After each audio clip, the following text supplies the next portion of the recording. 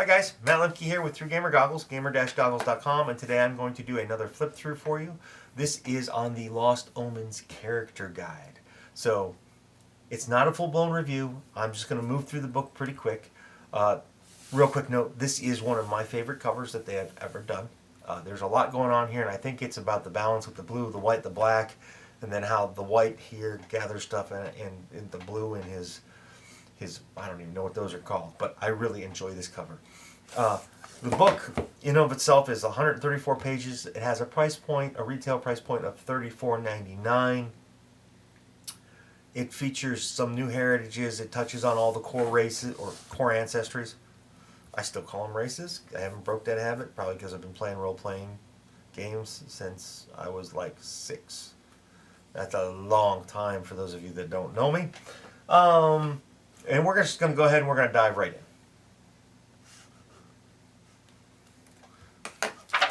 Alright, so you can see from the book, the table of contents, that you got your core ancestries here. There's roughly 45 pages of them. Then the new ancestries feature about 20 pages in organizations. And we're not going to spend a lot of time on all this, but you also can see that they have Firebrands, Hellknights, Knights of Last Wall, the Magambia, yeah, Magambia Academy, Pathfinder Society, the NPC Gallery, theme templates, and a glossary.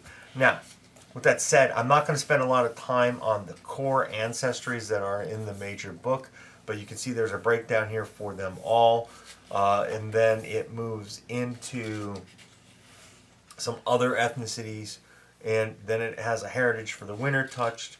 It even talks about half-orcs and half-elves a little bit. And on the sidebars, what's really cool is you can see all the different pictures of them. And then they have some bigger pictures of some of the other ones. Like this is a Hollowborn half-elf. And then you have your Frostkin orc.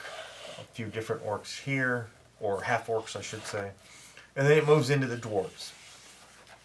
And again, it's the same breakdown. It goes over mountain dwarves, the different dwarves, and it lists the new heritages for the dwarves. It adds new ancestry feats.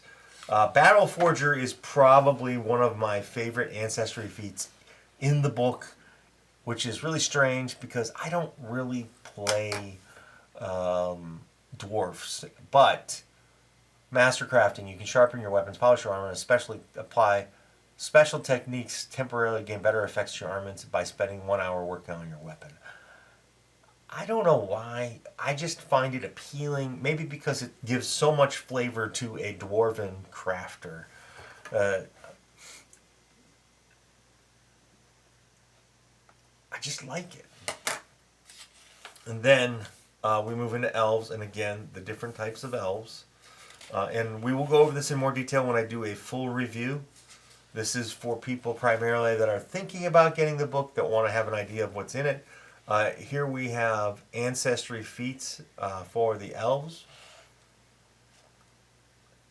Elemental Wrath, Elven Verve, Share Thoughts. Share Thoughts is kind of fun, guys. I have used it with other characters, or with some of my characters, and it is sometimes fun, a little bit hindering at times. And then we move into the gnomes. I like the barber fell gnome. I mean, what else could she do with those scissors? The glimmer gnome doesn't have glitter, which is good. And again, the same breakdowns. Goblins. Actually, that's one of my favorite pictures in the book because the goblin has a tail. Yeah, monkey goblins are cool. And then halflings, and like I said, we're gonna cruise through that stuff. New ancestries. This is finally where we get to see hobgoblins, leshy, and lizard folk, which leshy are old news by now. I'm a little bit behind, but for those of you that are new to the game, maybe you can see that the hobgoblins focus a little bit on the alchemy side, just like their goblin kin. They lean a little bit towards that, even though they're a little bit, obviously they're taller. They're bigger. This guy reminds me of South American Aztec kind of art and sculptures and statues. So I kind of like what they did with that. He looks a little bit blocky. And then the Leshy. Well, Leshy are basically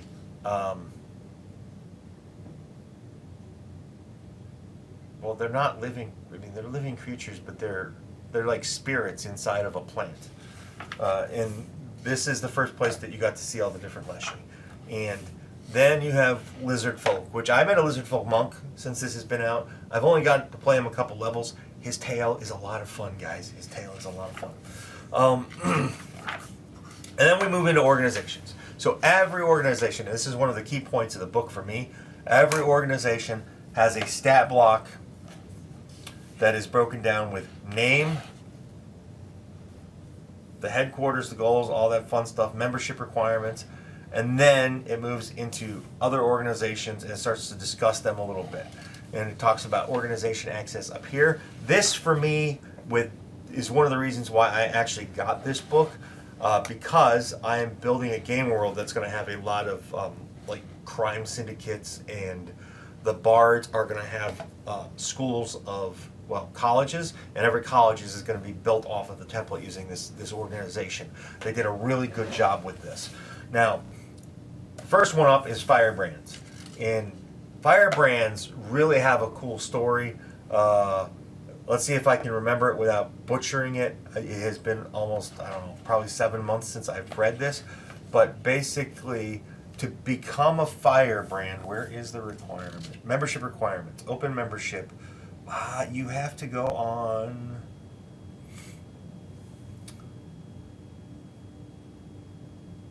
So, your goal is to create lasting legacies, end tyranny, help the displaced, and seek thrills. And if I remember correctly, you basically have to go on a quest to become a Firebrand. The anathema is adding oppressive regimes, hurting innocent, interrupting or sabotaging others during their adventures or deeds.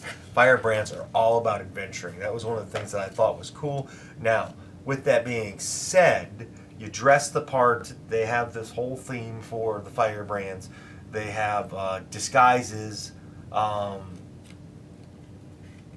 because it's kind of a secret society.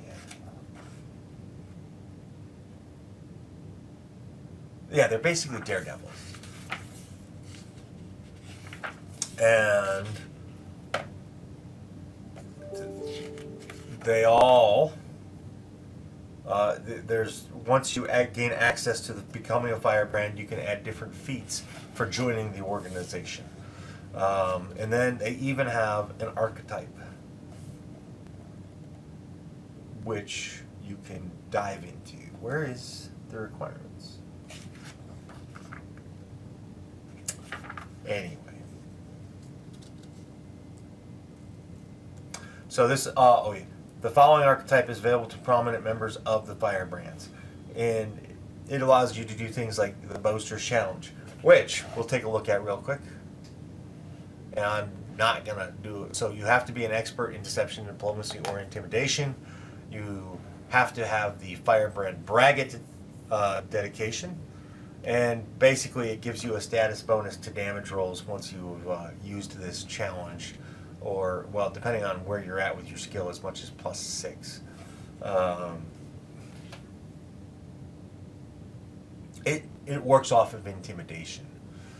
So I would like to play a Fire Braggart gnome. All right, moving on, because there is a lot more in here now. There's the Hellknights. This is the first place that you actually get to take a look at the Hellknights organization and what they do. They have, again, the Hell Knight options. They have items. They have Hell Knight order abilities. So when you become an order or a member, you get these benefits. And then you move into, wow, there's a lot of benefits. The Hell Knights are structured quite a bit differently. And then you can take the Hell Knight archetype. There should be another one here. Nope. And then, of course, there's the Knights of Last Wall, which is very popular.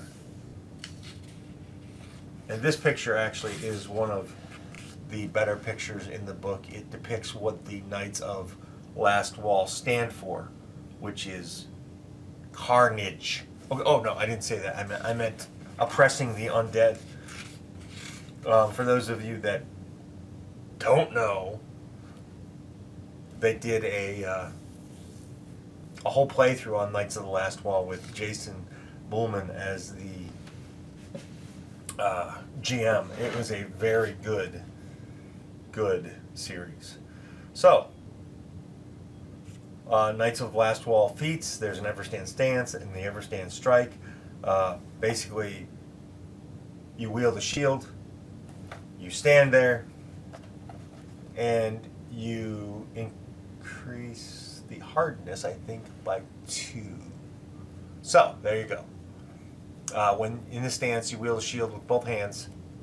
When you're wielding the shield this way, increase the weapon damage die of the shield's boss or spikes by 1 step and increase the shield's hardness by 2.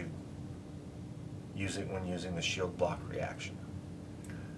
They do a lot of things to build up the defense, and there's a couple, obviously they're anti-undead, so there's a lot of things against the undead. And then the archetypes are the Knight Vigilant Dedication, which means you have to be trained in religion, any good alignment, and a member of the Knights of Last Wall of Knight rank or higher. And then you got the Magambi. But what I really want to do is take a look at the Pathfinder Society before we run out of time.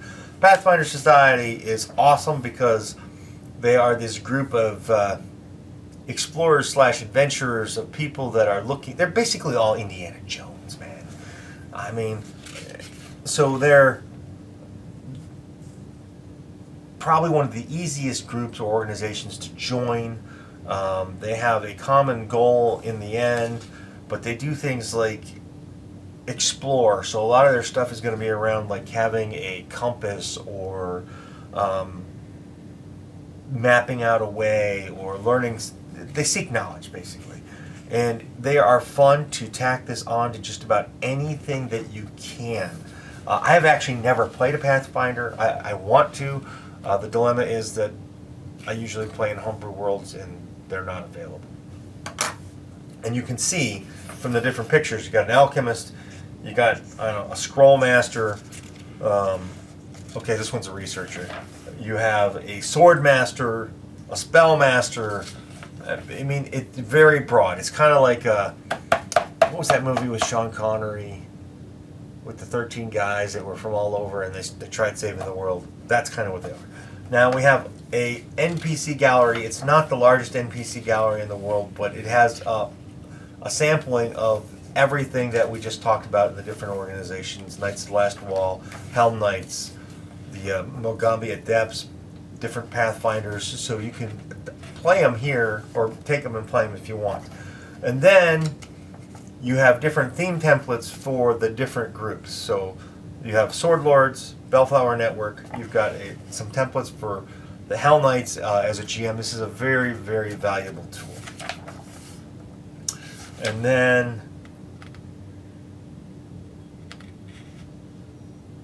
some other templates you have is a Stone Giant Monk with Perfect Strike, a Changeling Hell Knight, and you get into the glossary in the index. There you go, guys. Thanks for watching. So Lost Omens Character Guide is not exclusively for players. It is also for GMs. The section for GMs on organizations, to me, was crazy valuable because it gave me a layout and a guide for how to set up my organizations in my own game world. Thanks for watching. Have a great day. Come back soon to see the full-blown review.